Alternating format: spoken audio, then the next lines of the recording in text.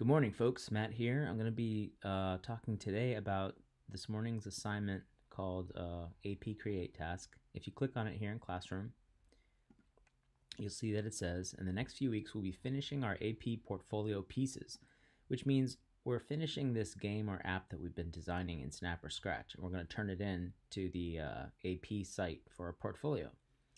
Now, this week we're going to be working on building an input. That's important because in the exam, we need to show how our game or app takes user data, uses user data, and processes it in some way. And this can be as simple as to asking for the player's name at the beginning of a game and then addressing the player by name. And there are many more examples, but this is just one that I'm going to give you. I gave you links to Scratch and Snap, depending on which platform you're building this in. I'm going to demo Scratch first. So I'm going to go back to my maze game here in Scratch, and basically what we're going to do is we're going to start the game. When we hit green flag and this game starts, the first thing we're going to do is we're going to ask for the player's name, and then we're going to address the player by name. So we're going to take that piece of data from the player and then use it.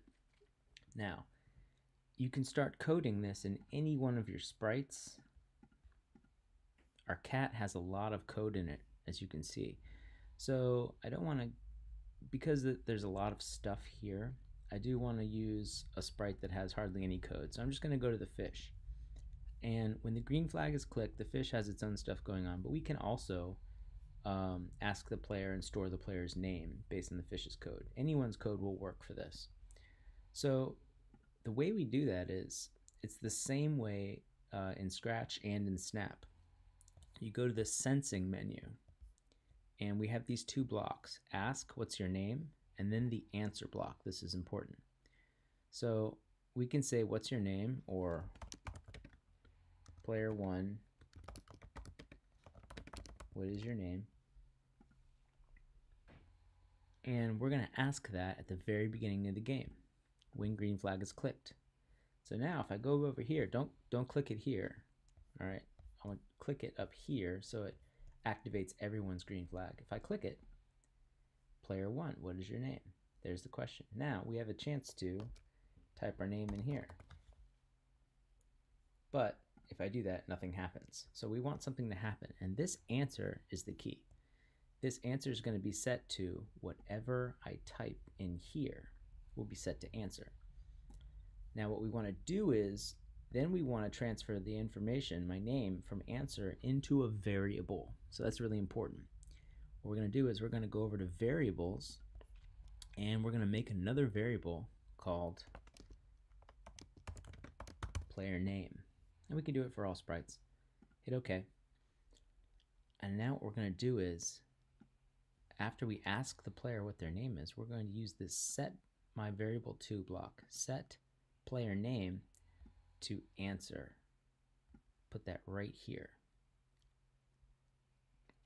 Now, do you see player name now shows up here in the top corner of our game? And also, when I hit the green flag and I type my name in, now you can see my name is now stored in the variable player name. Now we don't need to show this during the game, so I'm going to go over here and I'm going to uncheck it. I want score to show, but I'm going to uncheck player name. Now it no longer shows here.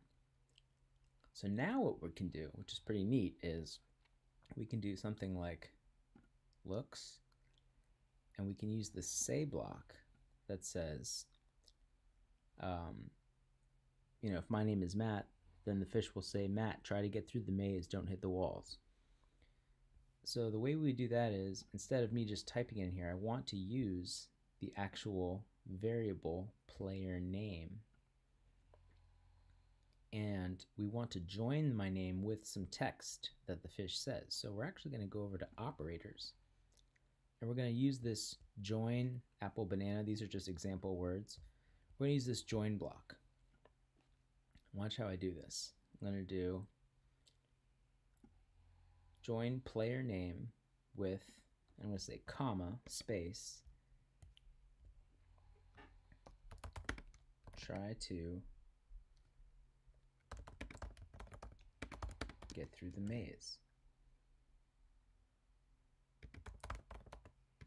without hitting any walls. Now I can place that here. It's a long statement, so maybe I'll say it for 3 seconds. And we'll place it right here so it happens at the beginning of our game. Now let's see what that looks like. If I now hit the green flag, player 1, what is your name? Matt. Matt, try to get through the maze without hitting any walls. Great. It worked. And now another thing we can do is, let's go to the cat. If touching fish, instead of just say you got the fish, now we can pull out a join, a variable, player name, comma, space, and now I'm going to take this you got the fish text, I'm going to copy it, and I'm going to paste it right here. Matt, you got the fish. So it'll say that. Now, every time I do something in the game, it'll be a personalized message. And watch this. I'm going to duplicate this. And I'm going to place it where it says, you got the cheesy puffs. I'm going to do that as well. Watch this. Let's delete fish.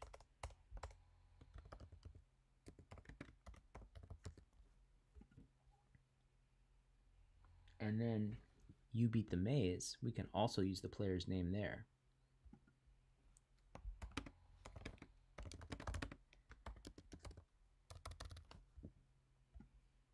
We can put that there. So now everything I do is personalized in the game. So now if I play this game, I type in Matt, it talks to me, it uses my name, and if I beat a level, it talks to me by name. Now that's one example of a program taking data from the user, spinning it around, and spitting it back out at us, which is really important for our AP exam submissions. Your app does have to take in some kind of user data. Now, this is just a very simple example of user data, but it's a great way to get a good start on that example and add that to your game.